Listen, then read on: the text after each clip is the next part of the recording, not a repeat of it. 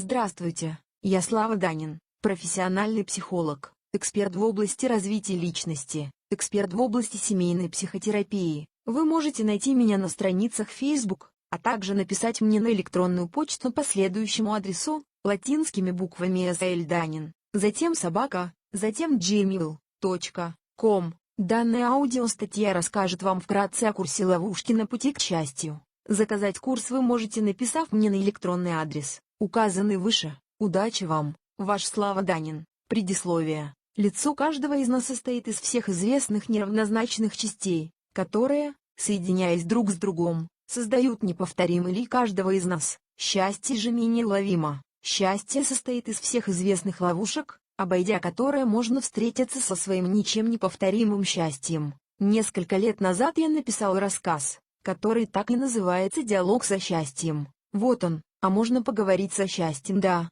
конечно. Здравствуй, мое счастье, привет, вот и довелось нам, говори, я тебя слушаю. Ты знаешь, счастье, я счастлив, так как у меня прекрасная жена, здоровые дети, работа, в общем достаток. И как тебе, ты знаешь, счастье, жизнь прекрасна, новый день, новый мир, новые люди, как, все новое, не то, чтобы новое, а как-то, просто радостно на душе, мысли только о хорошем лезут в твою голову, это плохо. Почему же? Как раз наоборот, нормально, ты любишь жизнь, а это, прекрасно. Так я об этом же, вроде ноют вокруг, кому не лень, а мне как-то все равно, что ноют, как бы это сказать, не трогает и просто продолжаю жить. Ну и ладненько, спасибо, что было я есть со мной, ладно, чего уж там, я всегда с тобою, навечно, и как там, в конце писем, за сим прощаюсь, твое навечно, счастье. Начинаем. Ловушки на пути к счастью, страх, лень, отсутствие цели, способ мышления, подверженность настроению, разочарование, жажда денег и самое главное, отсутствие желания изменить свою жизнь. Как обойти ловушки на пути к счастью?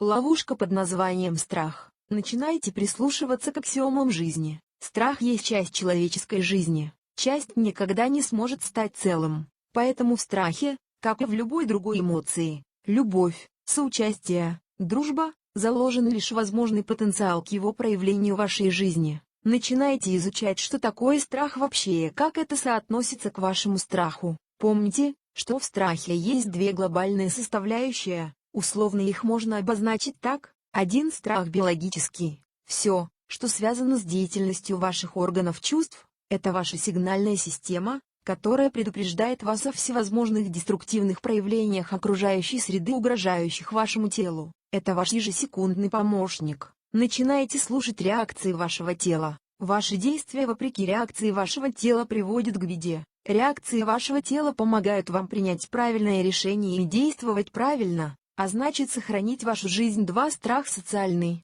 Все, что связано с отсутствием знаний по какой-либо теме, проблеме, ситуации и так далее. Отсутствие адекватной и релевантной информации приводит к непониманию результата вашей деятельности, а значит к неизвестности и неопределенности, что в свою очередь является предпосылкой всевозможных неврологических расстройств. Человек не может находиться в информационном вакууме. Начинайте задавать вопросы, начинайте искать информацию по интересующей вас теме, начинайте восполнять информационный вакуум. Как только вы начнете это делать, тогда страх станет второстепенной составляющей, так как бояться не будет времени. Ловушка под названием лень. Как же меня веселит слово лень. Каждый раз, когда я сталкиваюсь с ленью в своей жизни, в жизни или своих подопечных, я вспоминаю, что, во-первых, лень есть суть усталость, во-вторых, лень есть суть отсутствие желаний, в-третьих, лень есть суть наличия свободного времени. Я предлагаю следующую мысленную цепочку для скорейшего завершения периода лени в вашей жизни.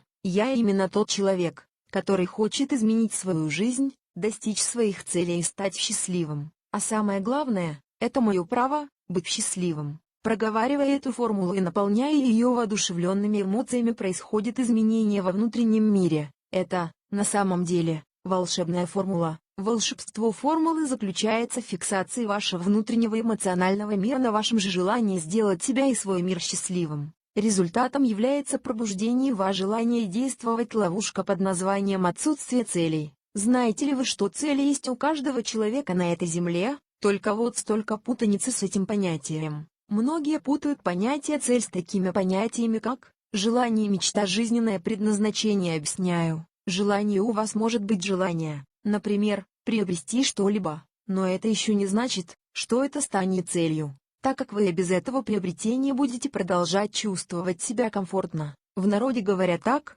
100 лет мак не родил, голода не было. Мечта у вас может быть мечта, например, стать великим скрипачом. Мечта не обязательно станет целью, так как где-то в глубине души приятно осознавать наличие такой, так сказать, высокой мечты. Жизненное предназначение. Предположим, что вы все-таки задались этим неблагодарным вопросом: а каково же ваше жизненное предназначение? Проблема в том, что люди думают, что могут найти свое предназначение в этой жизни, либо люди думают, что уже нашли это предназначение. Ни поиск своего предназначения, ни, тем более, его, скажем так, обнаружение не может быть целью в силу разности, функциональной разности этих понятий. Я имею в виду понятие цели, понятие жизненного предназначения. Итак, теперь вы знаете, что у вас, на самом деле, есть цели. Как узнать теперь, что же это за цели? Существует масса способов достать эти цели из вас. Каждый волен выбирать сам свой способ. Если вас эта тема волнует, найдите именно тот способ, который подойдет именно к вам. Я могу дать вам свой способ поиска целей. Ловушка под названием «способ мышления». Когда вам кажется, что все идет не совсем так, как хочется, это значит, что тот способ мышления уже не продуктивен. Вам надо меняться. Вам надо меняться, думать. Вам надо изменить свой собственный алгоритм принятия решений. Вам надо сделать над собой усилие и признать, что так, как вы смотрите на мир сейчас, больше уже не работает. Я знаю, что очень трудно это сделать. Я знаю, что хочет сорвать на себе рубаху и отстаивать уже изветшалый способ мышления. Я это знаю. И вот еще что. Как только вы почувствуете, что вы начали переставать понимать окружающий вас мир, пусть для вас это станет знаком к тому, что пришло время двигаться дальше, пришло время учиться. Я серьезно. Мы почему-то решили, что, закончив учебу в официальных учебных заведениях, уже можно считать завершенными свои университеты. А ведь это самая первая ошибка, которую мы допускаем, когда речь идет о развитии личности. Ловушка под названием «подверженность настроению». Как же хорошо, что у нас может меняться настроение, а еще лучше, это когда мы сами можем изменить настроение. Реалии таковы, что в стрессовых ситуациях мы следуем вслед за внешними эмоциями, и все же, спустя какое-то время мы, что называется, берем себя в руки и выпрямляем свой внутренний мир. Для чего же я рассказал вам об этом? Да чтобы показать, что в нас заложен механизм стабилизации и контроля наших эмоций, который проявляется, и очень сильно проявляется именно в стрессовых ситуациях. А как же применить этот механизм в повседневных делах? Техник, на самом деле, существует много, от медитативных до мистических. Могу точно сказать, что можно и вполне реально управлять своим настроением, а значит и своими эмоциями. Ловушка под названием разочарование. Мы попадаем в оселки разочарований практически каждый день. Рекламируемый товар не соответствует в реальности тому, что было заявлено коллеге по работе. Улыбающийся вам в лицо, за спиной строит козни любимый человек, которому вы доверяете, вдруг оказался совсем другим. Дети, на которых вы рассчитываете и ради которых вы живете, вовсе отдалились от вас. Очень много разочарований. А можно ли жить и не быть разочарованным? Мой ответ – да, можно. Легко сказать, трудно сделать. Мой ответ – нужно знать природу этого явления и его механизм, и тогда все встанет на свои места. И я могу поделиться этим с вами. Ловушка под названием жажда денег. Деньги. Какая классная тема. Люди хотят денег. На самом деле, люди хотят не денег, как таковых, а люди хотят получить возможности, которые предоставляют деньги. На мой вопрос о том, готовы ли люди принять взамен денег благо, ответ однозначный. Да, в нашем обществе полно инструментов, которые улучшают нашу жизнь. Это и компьютеры, и телевизоры, и кровати, и радио, и, конечно же, деньги. Деньги являются одним из инструментов в нашей жизни. Деньги не могут сделать нас счастливыми или здоровыми. Деньги могут помочь нам обменять благо, купить лекарства, купить путевку и так далее. Очень важно правильно относиться к деньгам.